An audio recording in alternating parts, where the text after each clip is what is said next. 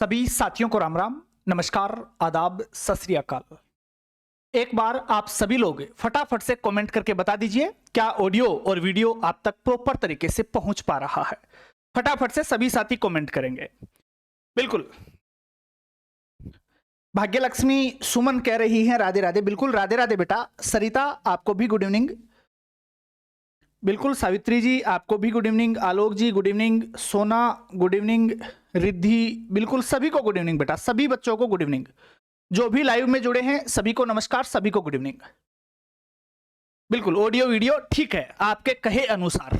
Okay, एक बार फटाफट से सभी साथी इस लिंक को भी शेयर कर देंगे अपने दोस्तों के साथ। जो बैच में एनरोल हैं उन्हीं बच्चों के साथ आप शेयर करेंगे ताकि वो भी क्लास में जुड़ सके, क्योंकि आज क्लास का टाइम जो है हमने थोड़ा सा चेंज किया है और वो टाइम केवल आज के लिए चेंज किया है।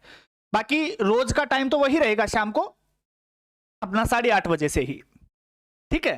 क्योंकि शाम को मैं कहीं बाहर निकलूंगा तो मेरे हिसाब से आपकी क्लास मिस नहीं हो। इससे बढ़िया है कि भले ही पहले हो जाए, है ना, क्योंकि मुझे क्लास मिस करना पड़ता अगर शाम वाला टाइम रखना होता तो, बाकी फिर क्लास मिस होती।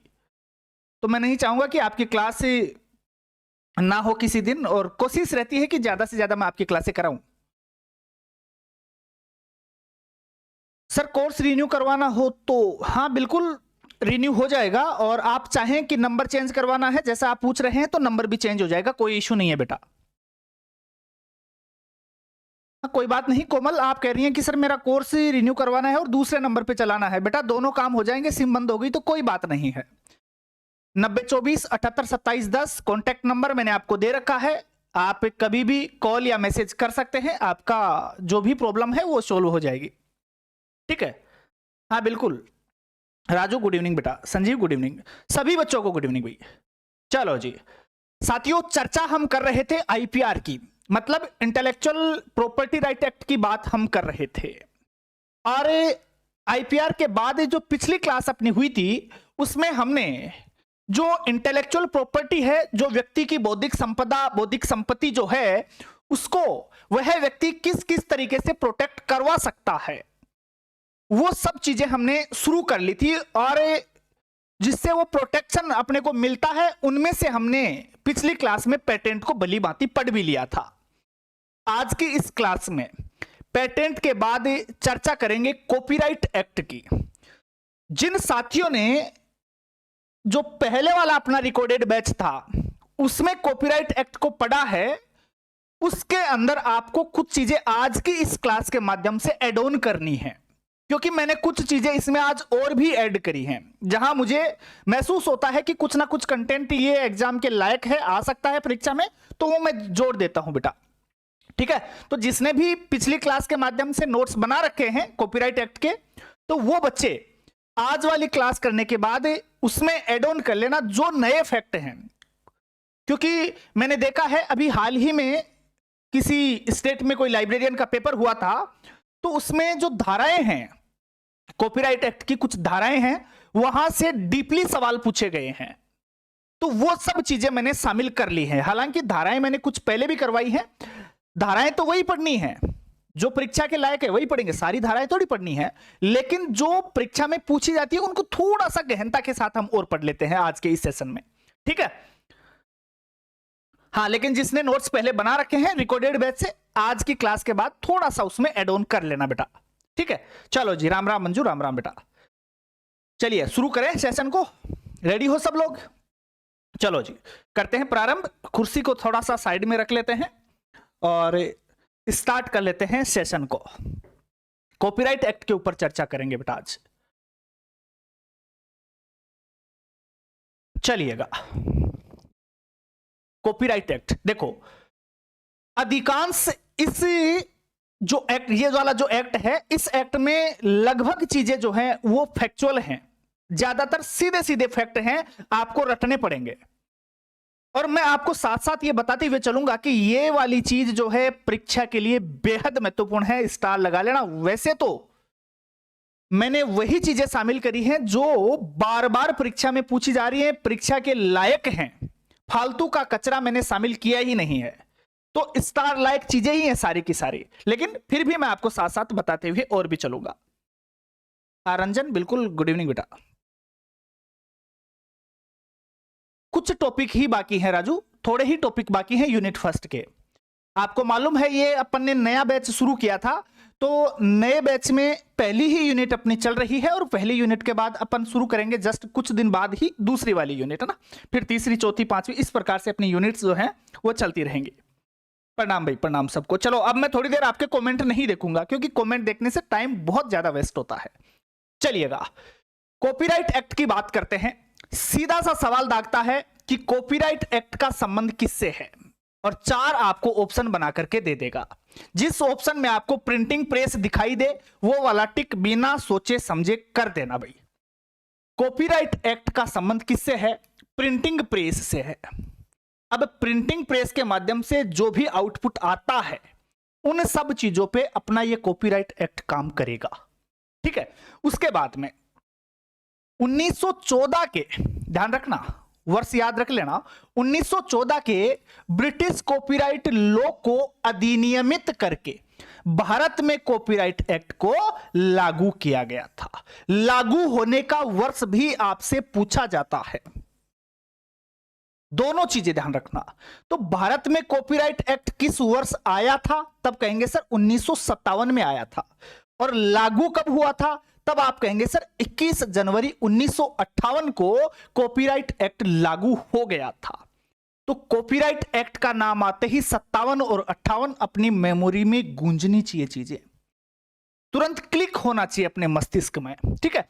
तो कॉपीराइट एक्ट 1957 लागू हुआ था 1958 में, आया 57 में था, इसलिए हम कॉपीराइट एक्ट 1957 के नाम से याद रखते हैं।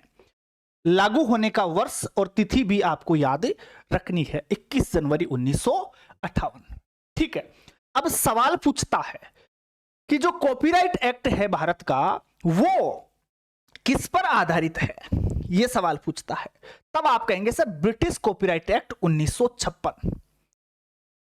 ब्रिटिश कॉपीराइट एक्ट 1956 पर भारत का कॉपीराइट एक्ट 1957 आधारित है। हो जाएगा याद? मेरे ख्याल से कोई दिक्कत यहां पर नहीं आएगी किसी सिंगल विद्यार्थी को भी। उसके बाद थोड़ा सा और आगे बढ़ते हैं और बात करते हैं कि भारत में कॉपीराइट के कार्य के तौर तरीकों की व्याख्या कॉपीराइट अधिनियम 1957 की धारा कौन सी करती है? 19 करती है। जो कॉपीराइट के कार्य हैं उनके तौर तरीकों की व्याख्या जो है वो कॉपीराइट अधिनियम 1957 की धारा 19 में दिया गया है। तो धारा 19 याद रखनी है कि 19 में क्या दिया है। पूछता है कि कॉपीराइट एक्ट 1957 की धारा 19 का संबंध किससे है, धारा 51 का संबंध किससे है, धारा 52 का संबंध किससे है, धारा 54 का संबंध किससे है, धारा 63 का संबंध किससे है। ये सब धाराएं जो मैंने बोली हैं वो बेहद महत्वपूर्ण है। अब ऐसा तो है नहीं कि पूरी की पूरी धाराएं अपन याद कर लें, तो वो तो पॉसिबल ही नहीं है, क्योंकि केवल कॉपीराइट एक्ट ही थोड़ी याद करना है, और भी बहुत सी चीजें हैं, फिर उनकी भी सारी धाराएं पढ़नी पड़ेंगी। तो हमें वही चीजें पढ़नी है जो परीक्षा में पूछी जाती हैं, नहीं तो सब कुछ पढ़ने लग गए तो भैया ये एक्ट ही याद होंगे फिर तो। और जरूरी थोड़ी है यहां से सवाल आए ही और आप उनके ही पीछे पड़ गए तो फिर बाकी बहुत कुछ छूट जाएगा, ठीक है। तो लायक जो है परीक्षा के वही चीजें देखेंगे अपन। तो धारा 19 याद रख लेना भाई, बहुत बार पूछता है।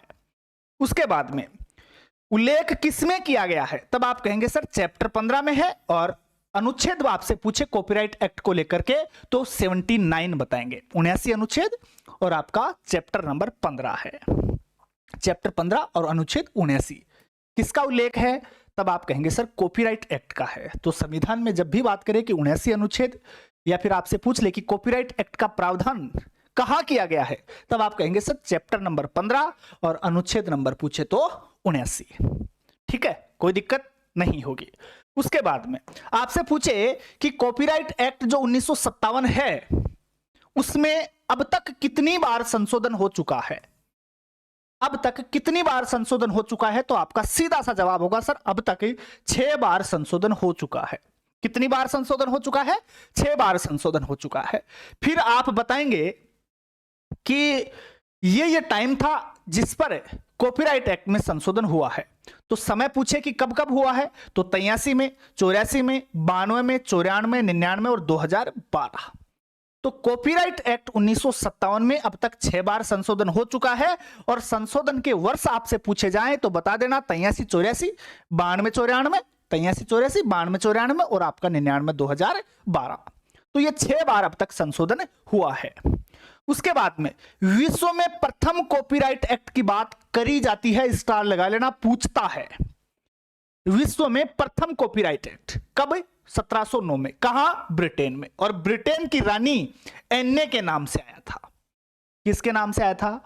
ब्रिटेन की रानी एन्ने के नाम से आया था 1709 में विश्व का पहला कॉपीराइट एक्ट। पूछे तो पटापट आंसर दे देना भाई। उसके बाद में बात करता है कॉपीराइट कार्यालय की, कहां है? तो आप कहेंगे सर द्वारका नई दिल्ली में है। किस नाम से जाना जाता है? तब जवाब होगा registrar of copyright. Registrar of copyright. अब सुनना, यहां कंफ्यूज होते हैं और एग्जामिनर कंफ्यूज करता है आपको। कैसे करता है सुनिएगा।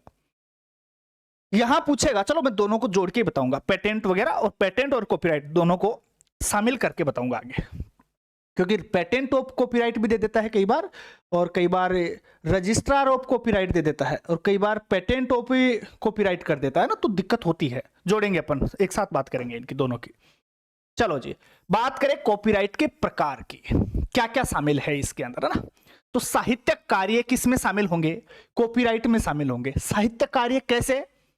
कोई आपने टेबल का संकलन किया है तो वो किस में शामिल होगी? साहित्यक कार्यों में। और साहित्यक कार्य किस में शामिल किए जाएंगे? आपके कॉपीराइट में शामिल किए जाएंगे। उसके बाद कोई कंप्यूटर प्रोग्राम आपने बनाया है तो वो भी किस में शामिल होगा? साहित्यक कार्यों में शामिल होगा। पूछता है कि कंप्यूटर प्रोग्राम किस में शामिल होगा, तो आप कहेंगे सर साहित्यक कार्यों में। या फिर अभी कुछ दिन पहले एक सवाल भी पूछ लिया गया था किसी परीक्षा में, लाइब्रेरी की कोई परीक्षा थी, लाइब्रेरी साइंस की, लाइब्रेरियन से रिलेटेड, तो वहां सवाल पूछ लिया गया था कि साहित्यक कार्यों में शामिल नहीं है। ये ऑप्शन दे देगा आपको, एक टेबल का संकलन, एक कंप्यूटर प्रोग्राम, डेटाबेस और एक कुछ और दे देगा। ऐसे सवाल पूछता है ना। तो टेबल का संकलन भी साहित्यक कार्यों में शामिल होगा, कोई कंप्यूटर प्रोग्राम है तो वो भी इसमें शामिल होगा, कोई डेटाबेस है तो वो भी शामिल होगा, और एक कंप्यूटर प्रोग्राम के लिए डिजाइन सामग्री तैयार करना भी किस में शामिल है? अपने साहित्यक कार्यों में शामिल होगा। तो साहित्यक कार्य किस में शामिल रहेंगे? कॉपीराइट के प्रकार में। ठीक है। उसके बाद संगीत भी इसमें शामिल है, कोई नाटकीय कार्य है तो वो भी कॉपीराइट के तहत माना जाएगा। उसके बाद कोई चलचित्र है, मतलब कोई वीडियो वगैरह है, तो वो भी कॉपीराइट में माना जाएगा। मेरा वीडियो मान लीजिए यूट्यूब पे आज चल रहा है, वहां से डाउनलोड करके किसी ने अपने चैनल पे डाल दिया तो तुरंत कॉपीराइट आ जाएगा। तो वीडियो भी इसमें शामिल रहते हैं। कोई नृत्य है, कोई साउंड रिकॉर्डिंग है, कोई ध्वनि है, सॉन्ग वगैरह है, कोई वास्तु से संबंधित चीजें हैं, और प्रकाशित संस्करण की टंकण व्यवस्था भी इसमें शामिल होती है। प्रकाशित संस्करण की टंकण व्यवस्था भी शामिल होगी। अब सुनना, बहुत सी जगह ये थोड़ी सी मिस्टेक है, क्योंकि कई बार सवाल ये पूछ लेता है कि कॉपीराइट जो है उसकी अवधि कितनी रहती है। तो आप काफी जगह देखेंगे तो वहां पर कॉपीराइट की अवधि 50 वर्ष भी बता रखी है, जो कि गलत है। आप चैट जीपीटी करेंगे तो वहां पर भी 50 वर्ष बताता है, जो कि गलत है, ध्यान रखना। आप गूगल करेंगे तो भी कई जगह 50 वर्ष देता है। चैट जीपीटी करते हैं तो वहां पर भी कई जगह आपको 50 वर्ष देखने को मिलता है। अपन तो सोचते हैं ना, कोई चीज जब समझ में नहीं आती तो गूगल कर लेते हैं कि बोले गूगल तो सही बताएगा। नहीं, हर चीज गूगल पे सही नहीं होती है, हर चीज चैट जीपीटी पे भी सही नहीं होती है। ठीक है, तो थोड़ा सा ध्यान रखा करो ना। तो इसीलिए तो कहते हैं कि ऑथेंटिक सोर्सेज आप देखा करो। तो गूगल कोई ऑथेंटिक सोर्स थोड़ी है, चैट जीपीटी कोई ऑथेंटिक सोर्स नहीं है। तो ध्यान रखना बेटा, कॉपीराइट कितने साल के लिए दिया जाता है, या जिस व्यक्ति को कॉपीराइट मिला है वो उसके पास कितने दिन तक है। तो ध्यान रखना, कॉपीराइट जो है वो एक तो इंसान जब तक जीवित है तब तक तो है ही। जिस दिन उसने कॉपीराइट प्राप्त हुआ है उस दिन से लेकर के उस व्यक्ति की मृत्यु के 60 साल तक उसे यह अधिकार प्राप्त रहता है। तो जो लेखक है उसके मृत्यु के बाद 60 वर्ष तक कॉपीराइट रहेगा, उसे अधिकार प्राप्त है। ठीक है।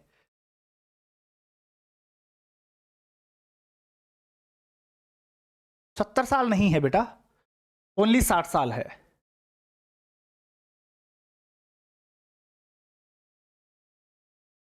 जी, नेटवर्क प्रॉब्लम है क्या? एक बार बताएंगे भाई, नेटवर्क प्रॉब्लम तो नहीं है?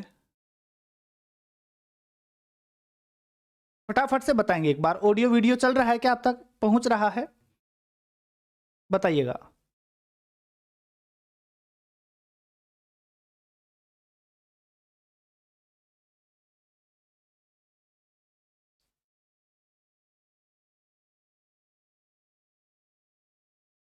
बात करेंगे बेटा, इन सब चीजों की बात करेंगे ना, चिंता मत करो, थोड़ा सा वेट करो।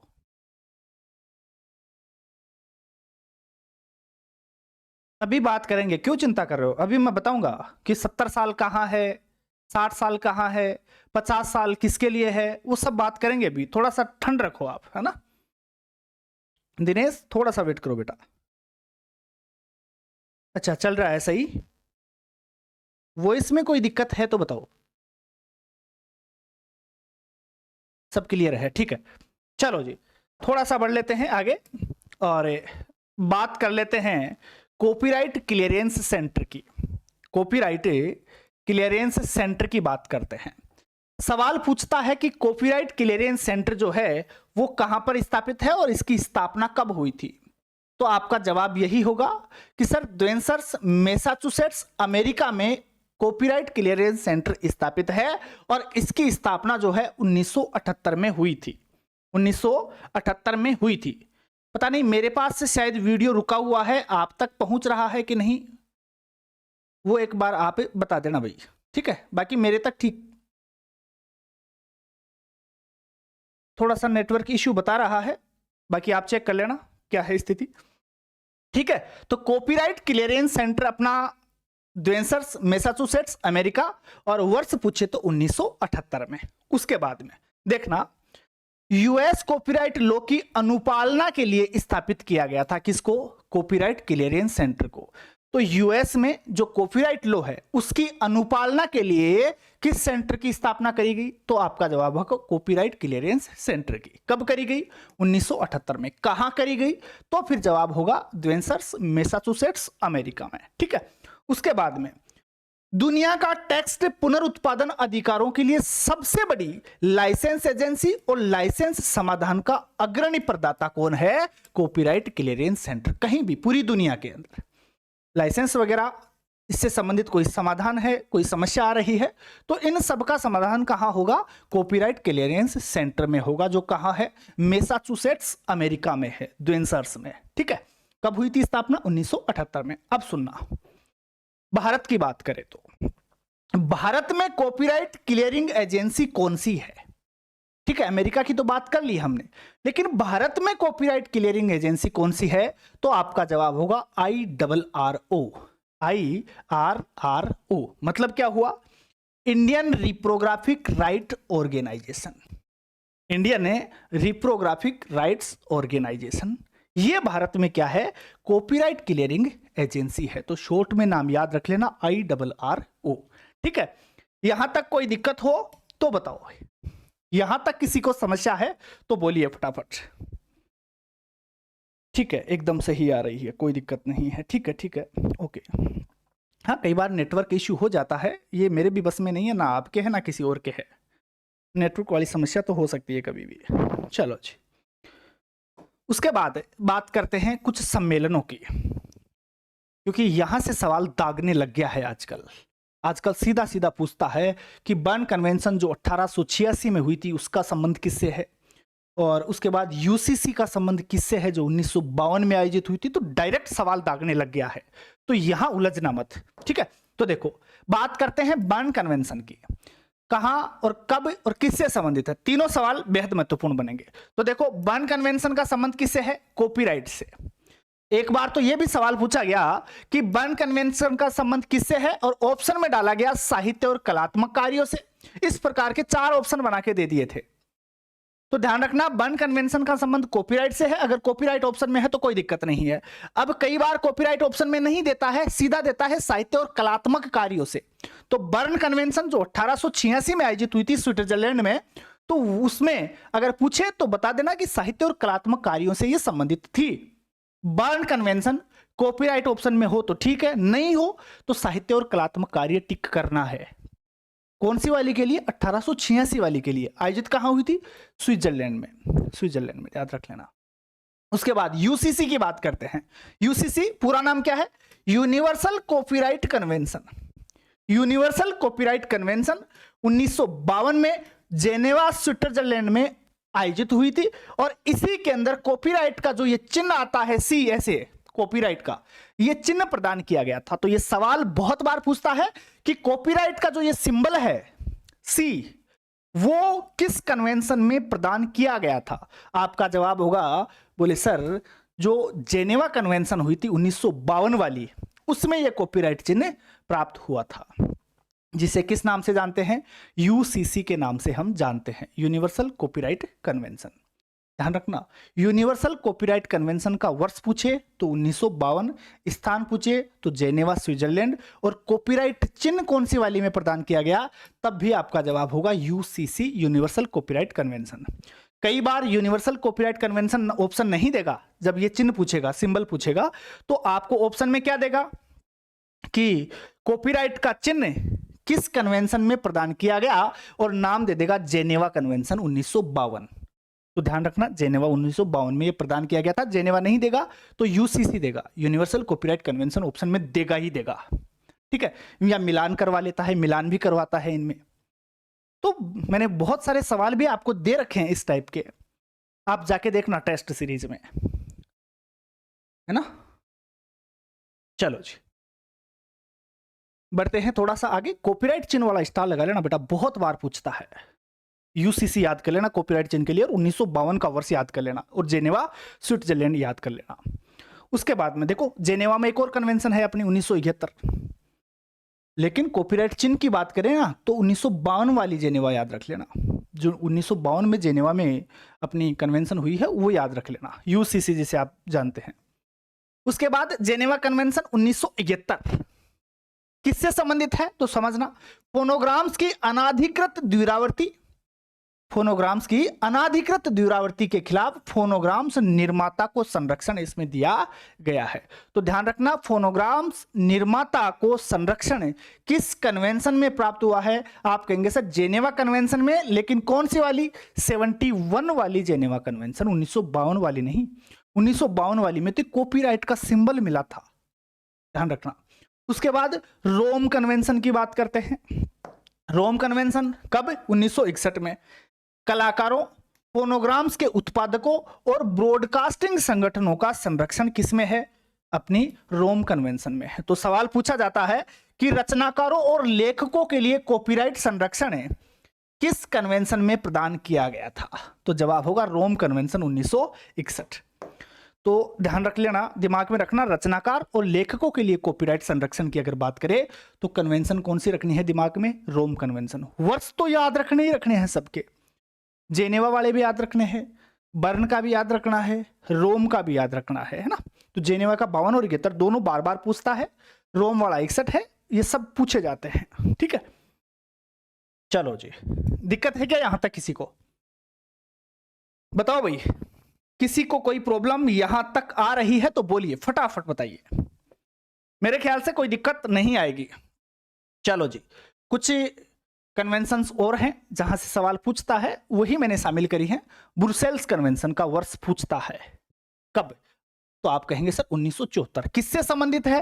तब फिर आप क्या कहेंगे? उपग्रह से प्रेषित जो संकेत हैं, उपग्रह से प्रेषित संकेतों के वितरण से संबंधित कन्वेंशन का नाम पूछे तो ब्रुसेल्स। कब? 1974 में। उसके बाद ट्रिप्स समझौता। कौन सा समझौता? ट्रिप्स समझौता। कब आयोजित हुआ? 1995 में। ट्रिप्स का पूरा नाम क्या है? तब आप कहेंगे sir trade related aspect of intellectual property rights. Trips का पूरा नाम पूछा जाता है, वर्ष 1995 पूछा जाता है, और प्रकाशक कौन था? विप्पो था। ट्रिप्स 1995, पूरा नाम trade related aspect of intellectual property rights. प्रकाशक कौन है? विप्पो है। वर्ल्ड इंटेलेक्चुअल प्रॉपर्टी ऑर्गेनाइजेशन इसका प्रकाशक है। कोई दिक्कत यहां भी नहीं होगी। किसी को है तो कमेंट करके बता दो मुझे। कोई इश्यू है, दिमाग में कुछ चल रहा है तो बता देना भाई। हाँ बिल्कुल दिनेश कुमार, एकदम सही बात है ना। साथ साथ याद करते चलो आप, बीजिंग संधि और मर्केज संधि, बीजिंग और मर्केज दोनों का वर्ष पूछता है तो बीजिंग 12 और मर्केज 13, बीजिंग 12 और मर्केज 13। बीजिंग का संबंध किससे है? श्रव्य दृश्य प्रदर्शन को संरक्षण, मतलब ऑडियो वीडियो से संबंधित कन्वेंशन कौन सी थी? बीजिंग वाली थी, ऑडियो और वीडियो, ठीक है। तो श्रव्य मतलब सुनने वाला, दृश्य मतलब देखने वाला, तो श्रव्य दृश्य प्रदर्शन को संरक्षण किस में मिला है? बीजिंग संधि में। कब आयोजित हुई थी? 2012 में। उसके बाद में अंधे और दृष्टि से कमजोर लोगों के लिए कौन सी संधि है? अपनी बीजिंग संधि है, ठीक है। मर्केज संधि 2013, मर्केज संधि 2013, बीजिंग 12 मर्केज 13, बीजिंग 12 मर्केज 13। अंधे और जो दृष्टि से कमजोर लोग हैं उनके लिए कौन सी संधि है? तो आप कहेंगे सर अपनी बीजिंग संधि है, जो कब आयोजित हुई है? 2012 में। और मर्केज का वर्ष भी याद रख लेना, 2013 है। अब सुनो जी, जिसकी मैं बात कर रहा था कि कंफ्यूज करता है, कैसे करता है समझना। यह सवाल आया था कि भारत में कॉपीराइट प्रदान करता है, क्वेश्चन बना के दे दिया कि भारत में कॉपीराइट कौन प्रदान करता है। सुनना, अब कॉपीराइट कौन प्रदान करता है, इसका सही जवाब तो क्या है कि रजिस्ट्रार ऑफ कॉपीराइट प्रदान करता है। भारत में कॉपीराइट रजिस्ट्रार ऑफ कॉपीराइट करता है, लेकिन ऑप्शन कैसे बना के दिए उसने? एक तो दे दिया रजिस्ट्रार ऑफ पेटेंट, एक दे दिया कंट्रोलर ऑफ रजिस्ट्रार, एक दे दिया रजिस्ट्रार ऑफ कॉपीराइट, और इस प्रकार से 4 ऑप्शन बना के दे दिए। तो बच्चा कंफ्यूज कहां होता है? यहां होता है। क्यों? देखना, भारत में कॉपीराइट प्रदान करता है रजिस्ट्रार ऑफ कॉपीराइट और पेटेंट प्रदान करता है कंट्रोलर ऑफ पेटेंट। तो गड़बड़ क्या करता है? यहां पर रजिस्ट्रार की जगह कर देता है कंट्रोलर, यहां तो कंट्रोलर कर देता है और यहां रजिस्ट्रार कर देता है, और यहां बच्चा फंस जाता है। फिर तो ये थोड़ा सा चेंज कर देगा। उठा के देखना पीछे के सवाल, आप चेक किया करो बेटा, पीछे के सवाल देखोगे तो मालूम चलेगा कि गड़बड़ कहां करता है। तो अब अभी तो पढ़ रहे हैं तब तो आपको याद रह जाता है, लेकिन कुछ दिन बाद में ये चीजें हम भूल जाते हैं कि यार कंट्रोलर ऑफ कॉपीराइट था कि रजिस्ट्रार ऑफ कॉपीराइट था। बोले यार यहां पर रजिस्ट्रार ऑफ पेटेंट था कि कंट्रोलर ऑफ पेटेंट था। इसलिए ये चीजें गौर से देख लेना, दिमाग लगा लेना अपना, ध्यान रखना इन चीजों का। तो भारत में कॉपीराइट प्रदान करता है रजिस्ट्रार ऑफ कॉपीराइट, और भारत में पेटेंट प्रदान करता है कंट्रोलर ऑफ पेटेंट्स, ठीक है। तो यहां कंट्रोलर आएगा पेटेंट वाले में और कॉपीराइट वाले में रजिस्टर आएगा। तो रजिस्टर और कॉपीराइट साथ साथ चलेंगे, ध्यान रखना। रजिस्टर और कॉपी, रजिस्टर और कॉपी, मैंने तो ऐसे याद कर रखा था, यहां रजिस्टर था और यहां कॉपी थी, तो ये दोनों साथ रहेंगे। ये गड़बड़ करता है कि कॉपी के साथ में क्या कर देता है? कंट्रोल कर देता है। तो रजिस्टर और कॉपी साथ रहेंगे और कंट्रोलर और पेटेंट साथ साथ रहेंगे। तो कंट्रोलर और पेटेंट साथ साथ रहेंगे। तो पेटेंट को पेसेंट पढ़ लेना, तो पेसेंट, या फिर पेरेंट्स पढ़ लेना, तो पेरेंट्स कंट्रोल करेंगे ना। तो जोड़ के याद कर लेना, नहीं तो दिक्कत हो जाएगी। समस्या होगी क्या? कॉपी और रजिस्टर याद रह जाएंगे क्या? बताओ भाई। देखिए रजिस्टर और कॉपी याद रह जाएंगे ना। चलो जी, उसके बाद DCMA, धमका, है ना, शॉर्ट में याद कर लेना ऐसे। धमका, और धमकाता कौन है? अमेरिका धमकाता है आजकल, है ना। तो धमका तो क्या है भाई पूरा नाम? Digital millennium copyright act. कब आया? 1998 में। क्या है? आप कहेंगे सर USA का कॉपीराइट लॉ है। DCMA, digital millennium copyright act, परीक्षा में छपेगा, स्टार लगा लेना। DCMA, digital millennium copyright act 1998, और आपका क्या है? USA का कॉपीराइट लॉ है, बिल्कुल। कोई बात नहीं रंजन, सुषमा दीदी अभी इवनिंग चल रहा है, कोई बात नहीं। चलो जी, अब सुनना, यहां से कई बार सवाल पूछता है धाराओं को लेकर कि कौन सी धारा में किसका उल्लेख है, या फिर मिलान करवा लेता है। एक तरफ धाराएं दे देगा और एक तरफ उस धारा का जिस चीज से संबंध है वो दे देगा। तो कोड जो अपने कूट वाले क्वेश्चन आते हैं, जिसे आप कोड वाले भी बोलते हैं, उस टाइप के सवाल धाराओं को लेकर बनने लग गए हैं आजकल। कैसे कैसे बनते हैं बात करेंगे अभी। सुनना, यह सवाल पूछा गया था किसी परीक्षा में कि कॉपीराइट का उल्लंघन है, कॉपीराइट का उल्लंघन है, कॉपीराइट अधिनियम की कौन सी धारा के अंतर्गत माना जाता है? तो धारा 51, कॉपीराइट एक्ट जो अपना है उसकी धारा 51 में क्या दिया गया है? कॉपीराइट के उल्लंघन से संबंधित जानकारी कि कैसे कैसे कॉपीराइट एक्ट का उल्लंघन माना जाता है। तो 51 में तो दिया गया है उल्लंघन, और 52 में दिया गया है कि कॉपीराइट का उल्लंघन कॉपीराइट अधिनियम की कौन सी धारा के अंतर्गत नहीं माना जाता है।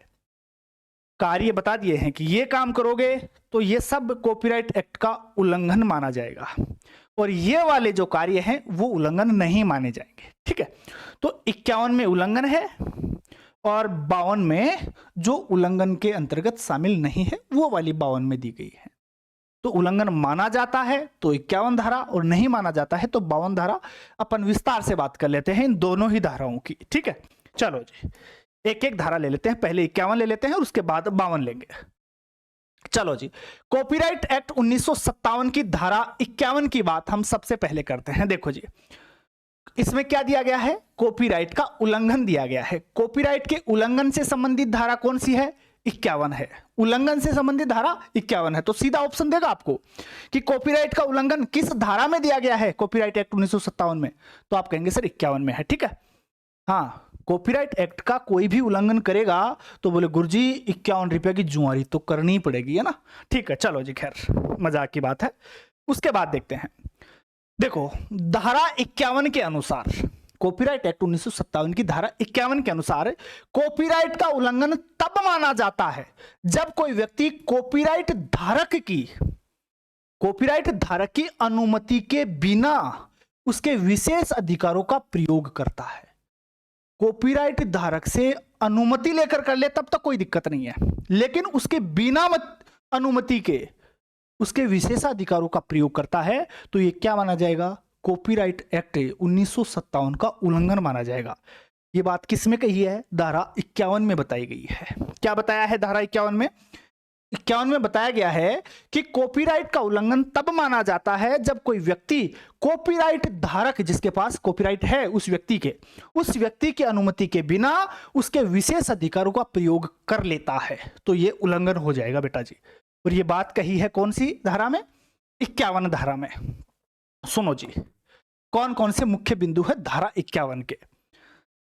धारा 51 के कौन कौन से मुख्य बिंदु है देखिएगा। बिना अनुमति के उपयोग करना। आपने कॉपीराइट धारक से अनुमति नहीं ली और उसके बावजूद आप उसकी रचना का उपयोग कर रहे हैं, तो आप क्या कर रहे हैं? कॉपीराइट एक्ट का उल्लंघन कर रहे हैं। ठीक है, यदि कोई व्यक्ति कॉपीराइट स्वामी की अनुमति के बिना, कॉपीराइट स्वामी बोल दूं या कॉपीराइट धारक बोल दूं, बात एक ही है, कॉपीराइट धारक की अनुमति के बिना उसकी कृति की फोटोकॉपी बनाता है, उसकी कृति की, मान लीजिए मेरी कोई पुस्तक है और उसकी मतलब मेरी अनुमति के बिना आपने उसकी फोटोकॉपी बनाकर मार्केट में बेच दी, तो वो उल्लंघन माना जाएगा। ठीक है, खैर देखते हैं सारी चीजें। तो बिना अनुमति के उपयोग कर लेना उल्लंघन माना जाएगा। यदि कोई व्यक्ति कॉपीराइट स्वामी की अनुमति के बिना उसकी कृति की प्रतिलिपि बनाता है तो उल्लंघन माना जाएगा। प्रकाशित करता है, उल्लंघन माना जाएगा। सार्वजनिक रूप से उसका प्रदर्शन करता है तो भी उल्लंघन माना जाएगा। फोटोकॉपी करके प्रदर्शन करता है तो उल्लंघन होगा।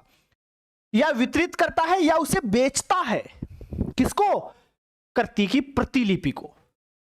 ठीक है, बेचता है तो भी उल्लंघन माना जाएगा। ये सब के सब क्या है? कॉपीराइट एक्ट के उल्लंघन है। आ रही है बात समझ में? और धारा कौन सी पढ़ेंगे इसके लिए? 51 पढ़ेंगे। मान लीजिए आपको 4 ऑप्शन दे दे, क्या ऑप्शन देगा? ऑप्शन दे देगा कि कृति की प्रतिलिपि बनाना, प्रकाशित करना, सार्वजनिक रूप से प्रदर्शन करना, वितरित या बेचना। उल्लंघन माने जाएंगे कि नहीं माने जाएंगे? आप कहेंगे सर माने जाएंगे। और किस में शामिल है, कौन सी धारा में है? धारा 51 में है। बिना अनुमति के ये सब काम आप नहीं कर सकते हैं।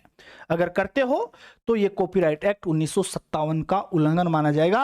और ये बात कहती है अपनी कॉपीराइट एक्ट 1957 की धारा 51, ठीक है, 51। उसके बाद में धारा 51 ही पढ़ रहे हैं अभी अपन, ठीक है। उसके बाद देखते हैं, व्यवसायिक लाभ के लिए आपने उपयोग कर लिया उसकी कृति को। मतलब मान लीजिए मेरी कोई बुक है और आपने उस बुक का व्यवसायिक उपयोग कर लिया है, व्यवसाय कर रहे हो आप मेरी पुस्तक का, तो यह भी क्या माना जाएगा? उल्लंघन माना जाएगा। व्यवसायिक उपयोग कैसे? सुनो, यदि कोई व्यक्ति ऐसी जगह का उपयोग करने देता है जहां कॉपीराइट का उल्लंघन हो रहा है और उसे इसकी जानकारी है, तो वह भी उसका दोषी माना जाएगा। उल्लंघनकारी प्रतियों का व्यापार, उल्लंघनकारी प्रतियों का व्यापार, यदि कोई व्यक्ति उल्लंघन की गई प्रतियों को बेचता है, किराए पर देता है, आयात या निर्यात करता है, यह भी धारा 51 के अंतर्गत क्या है? अपराध माना जाएगा। तो ना बेच सकते हो, ना आप किराए पर दे सकते हो। अगर ऐसा काम करते हो तो धारा 51 के अंतर्गत कॉपीराइट एक्ट 1957 के तहत अपराध माना जाएगा। सिंपल शब्दों में कहूं तो, कुछ बच्चे चाहते हैं कि सर इतनी रामायण याद नहीं रखनी पड़े, 2 शब्दों में ही ये सब चीजें हमें याद रह जाएं। तो ये बात आप दिमाग में बिठा लेना कि कॉपीराइट स्वामी, मतलब कॉपीराइट जिसको प्राप्त है उसका मालिक की बात हो रही है, कॉपीराइट धारक की बात हो रही है ना। कॉपीराइट धारक की अनुमति के बिना उसकी रचना का उपयोग करना, बेचना, उसको फैलाना, बस क्या है? कॉपीराइट स्वामी की बिना अनुमति के उसकी रचना का उपयोग करना, बेचना, फैलाना धारा 51 के अंतर्गत अपराध माना जाएगा। बस ये वाली बात याद रख लेना धारा 51 के लिए, बाकी सब चीज अपने आप दिमाग में आ जाएंगे। तो धारा 51 में क्या है? उल्लंघन करना, ठीक है। तो ये सब के सब क्या है? अपराध माने जाएंगे। धारा 51 में कोई सवाल बने तो आप निपट लेंगे, ठीक है। हाँ बिल्कुल बेटा, चलो जी। हाँ ये नई चीजें हैं, ये ऐड ऑन करी हैं, पहले मैंने शॉर्ट में आपको दिया था, क्योंकि डायरेक्ट ये सरल शब्दों वाली बात सीधी आपको दे दी थी तो आप समझ जाते थे। लेकिन आजकल अगर आप कोई नेट जेआरएफ का पेपर देने जाते हैं तो थोड़ा सा फिर जानकारी होना भी जरूरी है ना, तो ये चीजें मैंने थोड़ी सी और डाल दी हैं। चलो जी खैर, उसके बाद बात करते हैं कॉपीराइट एक्ट की धारा 52 की। 51 में हमने देख लिया उल्लंघन, 52 की बात कर रहे हैं। तो 52 का संबंध किससे है? Certain act not to be infringement of copyright, अर्थात ऐसे कार्य जो कॉपीराइट का उल्लंघन नहीं माने जाते हैं। कॉपीराइट का उल्लंघन माने जाते हैं वो सब कार्य तो किस में दिए गए हैं? 51 में।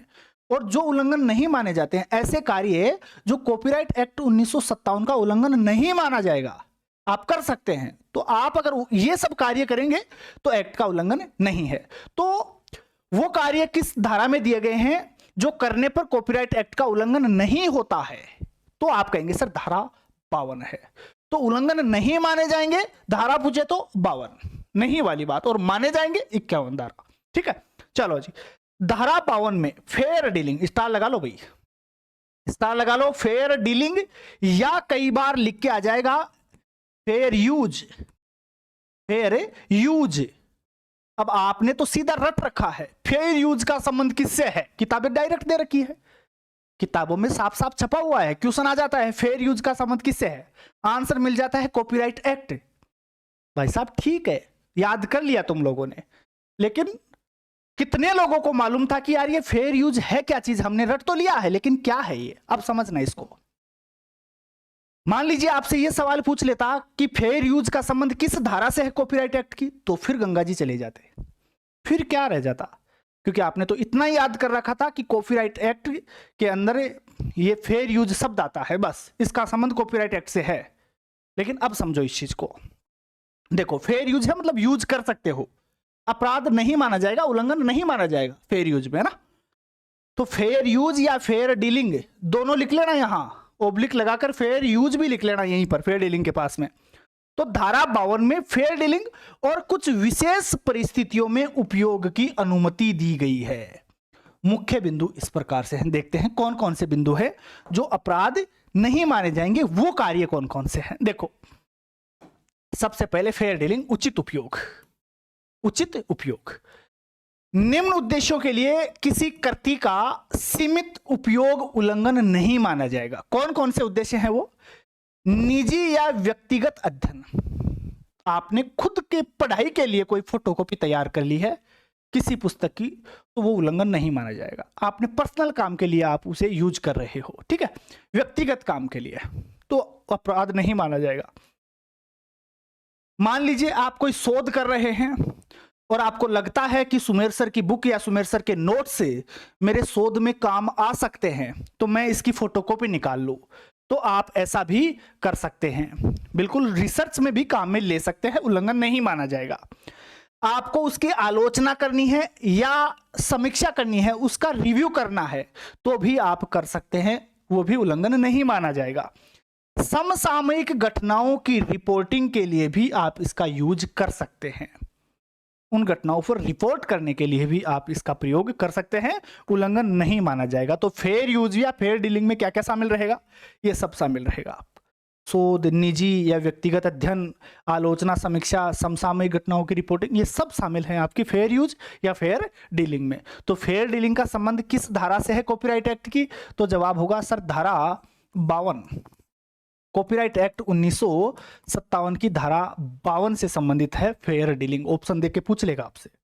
और फेयर डीलिंग में क्या क्या चीजें शामिल हैं आपके सामने है, मैंने बता दी है। तो अब उलझना मत परीक्षा में। उसके बाद में शैक्षणिक उपयोग के लिए, शैक्षणिक उपयोग के लिए, पढ़ाने के लिए भी आप काम में ले सकते हैं। कैसे? देखो, शिक्षक के द्वारा क्लास में पढ़ाने के लिए भी उपयोग किया जा सकता है, ठीक है। कॉपीराइट धारक की बिना अनुमति के भी आप क्लास में पढ़ाने के लिए काम में ले सकते हैं, कॉपीराइट एक्ट का उल्लंघन नहीं माना जाएगा। परीक्षा के प्रश्न पत्र में सामग्री का प्रयोग, शैक्षणिक संस्थानों में सीमित प्रतिलिपि बनाना, ऐसा नहीं है बहुत सारी फोटोकॉपी कर लो आप, नहीं, सीमित प्रतिलिपि किसी भी शैक्षणिक संस्थान में, ठीक है, सीमित प्रतिलिपि आप बना सकते हैं बच्चों के यूज के लिए। उसके बाद तीसरा क्या है? न्यायिक व विधिक उपयोग भी किया जा सकता है, न्यायालय में भी आप उसका प्रयोग कर सकते हैं, अपराध नहीं माना जाएगा। न्यायालय में काम में लेने के लिए आप अगर यूज करते हैं तो वो भी उल्लंघन नहीं माना जाएगा। मतलब न्यायालयीय कार्यों के लिए भी प्रतिलिपि आप बना सकते हैं, प्रतिलिपि मतलब फोटोकॉपी आप कर सकते हैं, ठीक है। न्यायिक निर्णयों का प्रकाशन भी करवाया जा सकता है, तो ये उल्लंघन नहीं माने जाएंगे। तो भैया उल्लंघन किस में है? 51 में। उल्लंघन नहीं है वो किस में है? 52 में, ठीक है। उसके बाद में एक चीज और देख लीजिए, ये आपके लिए काम की है क्योंकि पुस्तकालय से संबंधित भी प्रावधान है इसमें, धारा 52 में। देखो कैसे है, सार्वजनिक पुस्तकालय द्वारा दुर्लभ या अनुपलब्ध पुस्तक की सीमित प्रतिलिपि बनाई जा सकती है। कोई भी सार्वजनिक पुस्तकालय है, उसके अंदर मान लीजिए एक ही बुक है कोई, तो पाठक सब काम में नहीं ले पा रहे, एक पुस्तक है किसी ने इश्यू करवा ली और दूसरा पाठक भी चाहता है कि मैं भी वो कंटेंट पढूं, तो सार्वजनिक पुस्तकालय उस पुस्तक की सीमित मात्रा में फोटोकॉपी बनवा सकता है पुस्तकालय में उपयोग के लिए, वो उल्लंघन नहीं माना जाएगा, ठीक है। उसके बाद शोधार्थियों को एक प्रति उपलब्ध करवाना, कोई रिसर्च कर रहा है सार्वजनिक पुस्तकालय में, पब्लिक लाइब्रेरी में, और उसको जरूरत है तो वो भी उसकी एक फोटोकॉपी करवा के ले सकता है, ठीक है। यह बिंदु आपके लाइब्रेरियन एग्जाम के लिए विशेष महत्वपूर्ण है। क्यों है? क्योंकि इसमें पुस्तकालय से संबंधित बात करी गई है। अब यहां तक किसी को समस्या है कोई भी तो बता सकते हैं आप। बिल्कुल बेटा, नया बैच स्टार्ट हुआ है और अभी तो कुछ ही क्लासें हुई है इसमें। कौन पूछ रहा है? मधु, अभी नया बैच है बेटा। हाँ बिल्कुल, रिकॉर्डेड जो बैच है अपना वो कंप्लीट है बेटा। रिकॉर्डेड बैच जो एप्लीकेशन पे हमने डाल रखा है, आपको दिया हुआ है, वो कंप्लीट है। पीडीएफ सारी अवेलेबल हैं और हर वीडियो के साथ में एप्लीकेशन पे पीडीएफ भी डालता हूं, आप आराम से नोट्स बना सकते हैं अपने। और कोई बात है तो बताओ भाई। टेस्ट यूनिट 1 के डाल रखे हैं, टॉपिक वाइज टेस्ट भी डाल रखे हैं एप्लीकेशन पे। नेहा, बिल्कुल यूनिट 1 का टेस्ट वो ले लेंगे, क्यों चिंता कर रहे हो। बिल्कुल, रंजन कह रहे हैं सर एकदम बढ़िया समझ में आ रहा है, आगे चलिए।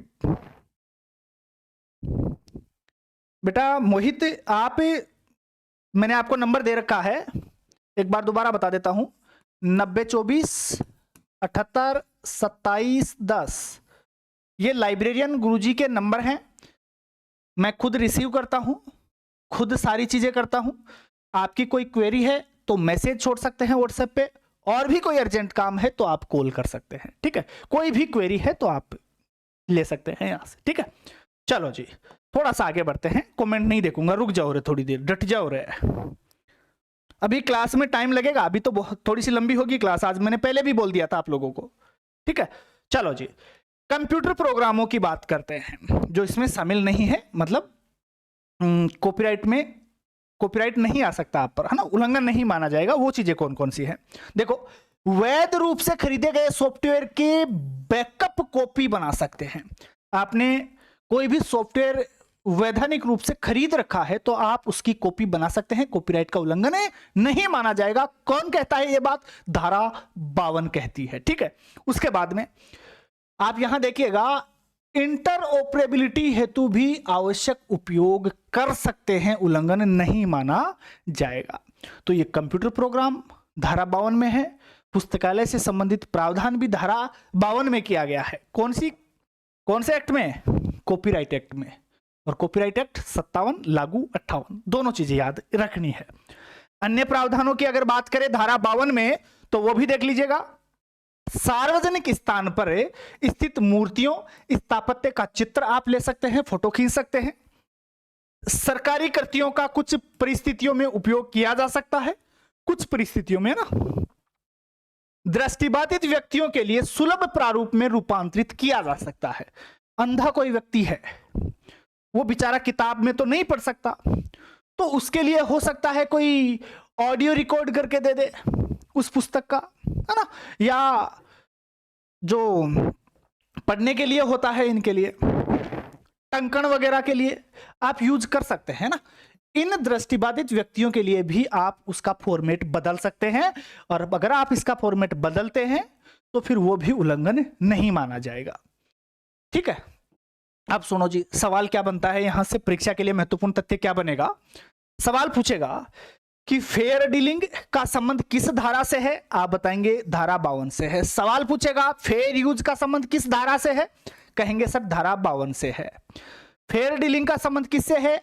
धारा ना पूछ के डायरेक्ट पूछे तो बता देना कॉपीराइट एक्ट से है। फेयर यूज का संबंध किससे है? कॉपीराइट से है। कॉपीराइट एक्ट की किस धारा से है? 52 से है। लाइब्रेरी एक्सेप्शन जो है वो किसमें दिए गए हैं, कौन सी धारा में दिए गए हैं? तो जवाब होगा सर धारा 52 में। तो लाइब्रेरी एक्सेप्शन जो है वो भी धारा 52 में है। कॉपीराइट एक्ट 1957 की धारा 52 अपनी कंप्लीट होती है। उसके बाद थोड़ा सा और आगे बढ़ते हैं, कुछ धाराओं की और बात करते हैं। जैसे धारा 55 है, 53-54 खास नहीं है। धारा 55 जो है वो फिर से आपके लिए महत्वपूर्ण है। देखिएगा क्या प्रावधान है। धारा 55 कॉपीराइट के उल्लंघन के लिए सिविल उपचार किसमें दिए गए हैं? कॉपीराइट के उल्लंघन के लिए सिविल उपचार मतलब सिविल रेमेडीज का किसमें प्रावधान है, कौन सी धारा में है? तो धारा 55 में है। तो धारा 55 का संबंध किससे है? सिविल रेमेडीज से है। किससे है? सिविल उपचार से है। कैसे है समझना। धारा 55 के अनुसार यदि किसी व्यक्ति के द्वारा कॉपीराइट का उल्लंघन किया जाता है तो कॉपीराइट स्वामी को निम्नलिखित दीवानी उपचार प्राप्त होते हैं, मतलब सिविल रेमेडीज प्राप्त होती हैं। कॉपीराइट के स्वामी को कौन कौन से सिविल उपचार प्राप्त होते हैं? धारा 55 के तहत समझना। एक तो है निषेधाज्ञा, इंजेक्शन जिसे आप कहते हैं। कैसे कि अदालत आरोपी को आदेश दे सकती है, जिसने कॉपीराइट का उल्लंघन किया है तो उसको आदेश दे सकती है कि वह आगे कॉपीराइट का उल्लंघन नहीं करेगा। केवल इंजेक्शन देकर उसको छोड़ सकती है ना, इंजेक्शन देकर छोड़ देगी, कोई और जरूरी नहीं है सजा उसको दे। अदालत आरोपी को आदेश दे सकती है कि आप दोबारा से यह उल्लंघन नहीं करेंगे, इंजेक्शन देकर छोड़ सकती है। पहली चीज तो ये। दूसरा, हर्जाना, डैमेज। मेरी पुस्तक की किसी ने फोटोकॉपी करवा ली, कंटेंट की मार्केट में बेच रहा है धड़ल्ले से, तो भैया उसने उल्लंघन किया है, मैं अदालत में जाऊंगा तो अदालत हो सकता है उल्लंघन करने वाले व्यक्ति के ऊपर हर्जाना लगा दे। कैसे? कॉपीराइट स्वामी को हुए आर्थिक नुकसान की भरपाई के लिए क्षतिपूर्ति दिलाई जा सकती है।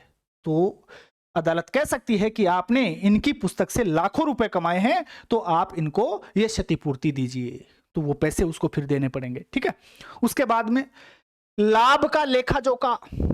देखो, उल्लंघनकर्ता ने जो लाभ कमाया है उसका हिसाब देख करके वह राशि कॉपीराइट के स्वामी को दी जा सकती है। जिसके पास अधिकार है उस व्यक्ति को फिर वो लाभ दिया जाएगा जो उसने कमाया है, तो उसका हिसाब किताब देखा जाएगा, कितने रुपए कमाए हैं, फिर वो उसे दिलाए जाएंगे। ठीक है, तो ये सब किस में दिए गए हैं? धारा 55 में दिए गए हैं। इनका उल्लेख किस में है? कॉपीराइट एक्ट 1957 की धारा 55 में है। ठीक है, विशेष प्रावधान क्या दिया गया है इसमें देखना। यदि प्रतिवादी यह साबित कर दे कि उसे जानकारी नहीं थी, कोई अनजाने में उल्लंघन कर लेता है, बेचारे को मालूम नहीं, नॉलेज नहीं था, है ना। यदि प्रतिवादी यह साबित कर दे कि उसे जानकारी नहीं थी और न ही उसे उचित कारण था यह मानने का कि वह कॉपीराइट का उल्लंघन कर रहा है, उसे पता नहीं था बेचारे को, तो अदालत केवल उसे निषेधाज्ञा मतलब इंजेक्शन दे करके ही छोड़ सकती है, लेकिन हर्जाना या लाभ की वसूली नहीं देगी। कोई अनजाने में कर देता है तो अदालत उसको इंजेक्शन देके छोड़ देगी, बोले ठीक है अब दोबारा मत करना। ठीक है, तो ऐसा भी हो सकता है, ये विशेषाधिकार है, इसमें विशेष प्रावधान किया गया है धारा 55 में। तो ये विशेष प्रावधान किसमें, ध्यान रखना, धारा 55 में है। परीक्षा के लिए महत्वपूर्ण बिंदु यहां से क्या बनेगा, आपसे पूछेगा कि सिविल रेमेडीज किस धारा में है, कॉपीराइट एक्ट 1957 की किस धारा में सिविल रेमेडीज दिया गया है या बताया गया है, तो आप कहेंगे सर धारा 55 में। सिविल उपचार, दीवानी उपचार भी कह सकते हो ना, तो ये सब चीजें याद रख लेना। धारा कौन सी है? 55 है। धारा 55 में दिक्कत है क्या? हाँ, इंजेक्शन का मतलब वार्निंग समझ लो, ठीक है, समझ सकते हो, मेमोरी में बिठाने के लिए इंजेक्शन देके छोड़ देगा भाई, है ना। निषेधाज्ञा मतलब हिंदी में कहें तो कि आगे से नहीं करोगे तुम, ये एक तरह से चेतावनी दे दी है, ठीक है, आगे नहीं करोगे, तो ये इंजेक्शन किस में जाएगा भाई? धारा 55 में जाएगा। उसके बाद में एक और धारा महत्वपूर्ण है इस एक्ट की, जिसे आप जानते हैं धारा 63 के नाम से, कॉपीराइट एक्ट 1957 की धारा 63 धारा 63 कॉपीराइट के उल्लंघन अर्थात इन्फ्रिंगमेंट से संबंधित दंड पनिशमेंट का प्रावधान करता है। तो सवाल सीधा ही पूछ लेगा यहां से, सवाल क्या बन जाएगा, इसको हटा दो और ये लो सवाल बन गया, कॉपीराइट एक्ट के उल्लंघन से संबंधित दंड का प्रावधान करने वाली धारा कौन सी है? जवाब क्या होगा? धारा 63 है। तो दंड का प्रावधान किस में किया गया, कौन सी धारा में है? धारा 63 में। क्या कहती है भाई धारा 63? समझिएगा, यदि कोई व्यक्ति जानबूझकर, मालूम है उसे सब, है ना, जानबूझकर किसी कृति, मतलब कृति का मतलब उसकी रचना मान लो, कोई किताब मान लो, वीडियो मान लो, ऑडियो मान लो, कुछ भी हो सकता है, यदि कोई व्यक्ति जानबूझकर किसी की कृति में सब शामिल है, बुक, फिल्म, म्यूजिक, सॉफ्टवेयर, कुछ भी हो सकता है ना, कृति में सब शामिल है, तो यदि कोई व्यक्ति जानबूझकर किसी की कृति का कॉपीराइट उल्लंघन करता है या करवाता है तो उसे दंडित किया जाएगा। किसी ने उल्लंघन किया है जानबूझ के तो भैया उसको दंड दिया जाएगा। क्या दंड होगा वो भी समझ लो, क्या सजा मिलेगी उसे ना। न्यूनतम सजा है 6 महीने की, कि भैया अगर आपने कॉपीराइट एक्ट का उल्लंघन किया है तो 6 महीने की जेल तो आपको होगी ही होगी, है ना। न्यूनतम सजा 6 महीने की है और अधिकतम सजा 3 साल तक की है। न्यूनतम सजा 6 महीने का कारावास और अधिकतम सजा कितनी है कॉपीराइट एक्ट में? 3 साल का कारावास है, 3 साल की जेल है। जुर्माना 50,000 से लेकर 2 लाख रुपए तक आप पर जुर्माना लगाया जा सकता है अगर आप कॉपीराइट एक्ट का उल्लंघन करते हैं तो। क्या होगा? 50,000 से लेकर 2 लाख रुपए तक का जुर्माना इसमें होगा। अदालत विशेष परिस्थितियों में न्यूनतम सजा को कम भी कर सकती है, ये जो सजा से कम दंड भी दे सकती है। तो जो न्यूनतम सजा है 6 महीने वाली, हो सकता है कोई विशेष परिस्थिति हो तो अदालत उससे कम ज्यादा भी कर सकती है, ये अदालत के ऊपर डिपेंड करता है। ठीक है, तो न्यूनतम सजा वैसे कितनी है? 6 महीना है। अधिकतम कितनी है? 3 साल है। जुर्माना कितना है? 50,000 से लेकर 2 साल तक का इसमें 2 लाख तक का इसमें जुर्माना है। हाँ, पनिशमेंट, बिल्कुल बेटा रंजन, बहुत अच्छी बात है। तो ये सब चीजें याद कर लेना। अब परीक्षा के लायक चीज यहां क्या बनेगी एग्जाम के पॉइंट ऑफ व्यू से, कॉपीराइट के उल्लंघन पर दंड का प्रावधान कॉपीराइट एक्ट 1957 की किस धारा में किया गया है, ये सवाल यहां से बनेगा। और जवाब अपना होगा सर धारा 63 ठीक है। यह है संज्ञेय मतलब कॉग्निजेबल और गैर जमानती मतलब नॉन वेलेबल है। तो ध्यान रखना भैया, इसमें जमानत और नहीं होती है, ये गैर जमानती अपराध है आपका। कैसा अपराध है? गैर जमानती अपराध है। अगर आप कॉपीराइट एक्ट का उल्लंघन करते हैं तो जमानत और नहीं होती है आपकी, ठीक है। तो ये क्या है? नॉन बेलेबल है, बेल और नहीं होगी आपकी। कॉग्निजेबल है, संज्ञेय है ये वाला अपराध, ठीक है। तो ये गलती नहीं करनी है। जानबूझकर उल्लंघन करना आवश्यक तत्व है। दिमाग में ये होना चाहिए कि बस जिसने उल्लंघन किया है उसने जानबूझ के नहीं किया हो, अनजाने में हो जाए तो बात अलग है, लेकिन अगर आप साबित कर देते हो कि बंदे ने जानबूझ के किया है तो फिर उसको सजा मिलेगी। अगर आप ये साबित नहीं कर पाते हैं कि उसने जानबूझ के किया है तो फिर हो सकता है वो बच जाए, लेकिन कंडीशन ये है कि उसने ये काम जानबूझ कर किया हो, बस फिर आप लपेटे में ले सकते हो सामने वाले को, ठीक है। चलो जी बढ़े आगे। ले मुख्य तत्व है, ध्यान रखना। आवश्यक तत्व क्या है? जानबूझकर उल्लंघन करना, ये दिमाग में रखनी है। अनजाने में तो कुछ भी हो जाए बात अलग है। चलो जी एक और धारा की बात कर लेते हैं, धारा 64 की। ये भी जरूरी है इसलिए करवा रहा हूं। धारा 64 कॉपीराइट एक्ट की धारा 64 क्या है? इसमें पुलिस के द्वारा जब्त भी किया जा सकता है आपकी सारी चीजें। आपने कॉपी करी है किसी पुस्तक की तो उस पुस्तक को भी जब्त किया जा सकता है। आपने जिस चीज से कॉपी करी है, प्रिंटर वगैरह जो भी हैं, उनको भी पुलिस जब्त कर सकती है। तो ध्यान रखना पुलिस की जो जब्ती की शक्ति है वो किस धारा में है? पुलिस की जब्ती की शक्ति, ऐसे याद रख लेना, जब्ती की शक्ति।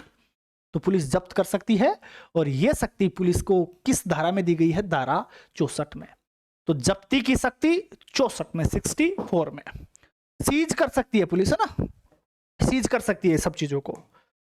चलो जी, यदि किसी पुलिस अधिकारी सब इंस्पेक्टर हो या इससे ऊपर के पद का कोई अधिकारी हो, कम से कम सब इंस्पेक्टर तो होना चाहिए, यदि किसी पुलिस अधिकारी को यह विश्वास करने का कारण हो कि किसी स्थान पर कॉपीराइट का उल्लंघन हुआ है या हो रहा है, तो वह बिना वारंट जारी किए भी अवैध प्रतियों को और उनके प्लेट्स, मोल्ड, उपकरण को जिनसे अवैध प्रतियां बनाई है सबको सीज कर सकता है, जब्त कर सकता है।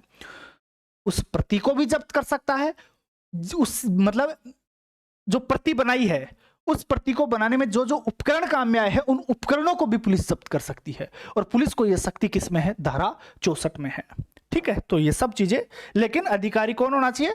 कम से कम सब इंस्पेक्टर तो होना ही चाहिए या इससे ऊपर के लेवल का अधिकारी होना चाहिए। उसे मालूम हो, उसे विश्वास हो जाए कि उल्लंघन हुआ है कॉपीराइट एक्ट का, तो भैया वो कार्रवाई कर सकता है। आगे की प्रक्रिया क्या होगी? देखो जी आगे की प्रक्रिया की बात करते हैं। जब्त की गई सामग्री को न्यायालय के समक्ष प्रस्तुत किया जाता है। पुलिस वाले ने जब्त कर ली है मान लीजिए, तो जब्त की गई सामग्री को न्यायालय में पेश किया जाएगा। न्यायालय यह तय करता है कि सामग्री को जब्त रखा जाए, लौटाया जाए या नष्ट किया जाए। यह न्यायालय निर्धारित करेगा कि उसको वापस दे दिया जाए, जब्त कर लिया जाए या नष्ट कर दिया जाए। यह निर्धारित कौन करेगा? न्यायालय करेगा। अब एग्जाम के पॉइंट ऑफ व्यू से सवाल क्या बनेगा? बिना वारंट जब्ती की शक्ति किस में दी गई है? कॉपीराइट एक्ट की किस धारा में है? तो धारा का जवाब तुरंत बता देंगे बेटा, छोड़ेंगे नहीं कुछ भी। पुलिस अधिकारी का पद सब इंस्पेक्टर या उससे ऊपर होना चाहिए, नीचे वाला नहीं कर सकता। यह सवाल पूछ सकता है आपसे। और उद्देश्य क्या है? कॉपीराइट का उल्लंघन रोकना किसका है?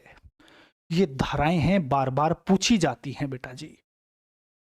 ये धारा 64 भली भांति मेमोरी में सेव हो जानी चाहिए। क्या हो जाएगी? क्या आनंद आ रहा है? चीजें याद हो रही हैं आपको? बताओ भाई सब एक बार। सवाल पूछूं? ये सब सवाल हैं, ये पूछे गए हैं। क्या सवाल था? कॉपीराइट का उल्लंघन और उपचार किस धारा में है? जवाब होगा धारा 55। कॉपीराइट के उल्लंघन का अपराध किस धारा में है? तो धारा 63 में है। धारा 63 में है। दोनों याद रख लेना। धारा 55 में क्या है? कॉपीराइट का उल्लंघन और उपचार। कॉपीराइट के उल्लंघन का अपराध धारा 63 में है।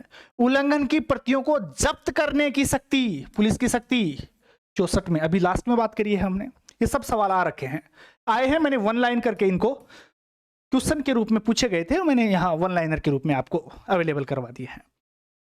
डायरेक्ट आते हैं ये सवाल, और अब आपने थोड़ा सा कॉन्सेप्ट पढ़ लिया है तो निपट लोगे आराम से, दिक्कत ही नहीं आएगी कोई। उसके बाद कॉपीराइट कार्यालय भारत सरकार के किस मंत्रालय के अंतर्गत आता है? कुछ अन्य चीजें हैं जहां से सवाल टपकते हैं, तो वो भी मैंने डाल दी हैं वन लाइनर के रूप में। तो आप क्या कहेंगे? कॉमर्स एंड इंडस्ट्री जो मंत्रालय अपना है, मिनिस्ट्री जो है, उसके अंतर्गत इसे शामिल किया जाता है। अभी बात करी थी ना हमने फेयर यूज या फेयर डीलिंग, इसका संबंध किससे है? कॉपीराइट से है। धारा भी याद रख लेना। उसके बाद QUID, QUID प्रो-क्वो, लेना और देना। क्विड प्रो क्वो, QUID प्रो-क्वो का अर्थ क्या है? तो सीधा सा जवाब है लेना और देना। ये पूछ लिया था एक बार। पेटेंट के संबंध में QUO का अर्थ क्या है? पेटेंट की अवधि के लिए एकाधिकार प्रदान किया गया है। ये सीधे सवाल पुटअप हुए हैं किसी परीक्षा में, और मैंने वहां से डायरेक्ट उठा करके आपके सामने प्रस्तुत कर दिए हैं, ताकि इन फ्यूचर दोबारा से ये टपके तो फिर आप उनसे निपट सको। क्या आज की क्लास में आनंद आया? कॉपीराइट एक्ट का एक सिंगल सवाल आपका बाहर नहीं जाएगा, एक सिंगल सवाल बाहर नहीं जाएगा। आज जो आपने क्लास करी है, तो कॉपीराइट से कैसा भी सवाल आ जाए निपट लेंगे आप लोग। कर सकते हो? किसी को कोई दिक्कत है, कोई बात करनी है, कोई क्वेरी है, तो फटाफट से करिए, उसके बाद हम सेशन को समाप्त करेंगे। क्लास आज की कंप्लीट है। कॉपीराइट एक्ट अपना पूर्ण रूप से कंप्लीट है, कुछ भी नहीं छोड़ा है इसमें जो परीक्षा के लायक है। नहीं तो ऐसे तो पढ़ने को बोले सारी धाराएं पढ़ लो, एक एक दो दो पेज में एक एक धारा समाप्त होगी, तो पढ़े जाओ, धाराएं ही पढ़ते रहना फिर, है ना। जो एग्जाम के लायक चीजें हैं वो हमने सब निपटा ली है, ठीक है ना। बाकी क्लास का टाइम अपना वही रहेगा, रात को 8:30 बजे, है ना जी। चलो जी, बहुत बहुत आप सभी लोगों का धन्यवाद। मिलेंगे कल ठीक शाम 8:30 बजे। तब तक के लिए जय हिंद, जय भारत।